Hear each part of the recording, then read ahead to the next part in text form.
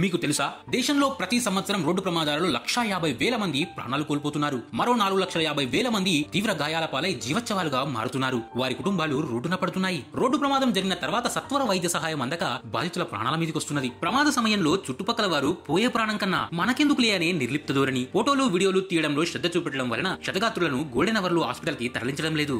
రాంపల్లి కీసరలో జరిగిన రోడ్డు ప్రమాదం ఒక ఉదాహరణ. ఇలాంటి ఘటనలు పునరావృతం కాకూడదని కోరుకుందాం. ప్రమాదం జరిగిన వెంటనే 108 కి కానీ డయల్ 100 కి కానీ తెలియజేయడం ద్వారా లేదా గాయపడిన వ్యక్తిని హాస్పిటల్ కి తరలించి ప్రాథమిక వైద్యం అందించడం ద్వారా ఒక నిండు ప్రాణం కాపాడిన వాళ్ళమవుతాం. గౌరవ సుప్రీంకోర్టు గైడ్లైన్స్ ప్రకారం ఎట్టి పరిస్థితుల్లో పోలీసు వారు మిమ్మల్ని ప్రశ్నించరు, వేధించరు. వైద్యులు కాదనకుండా తప్పక సత్వర చికిత్స అందించాలి. ఒక్కసారి ఆలోచించండి, రోడ్డు ప్రమాదాలలో మన కుటుంబ సభ్యులు ఉంటే మన పరిస్థితి ఏ విధంగా ఉంటుందని. ఏదైనా రోడ్డు ప్రమాదం జరిగితే గాయపడిన వ్యక్తిని వెంటనే హాస్పిటల్ కి చేర్చండి. ఒక నిండు ప్రాణాన్ని కాపాడండి. మీలో మానవత్వం ఉందని నిరూపించుకోండి. సదా మీ సేవలు, రాచకొండ పోలీస్.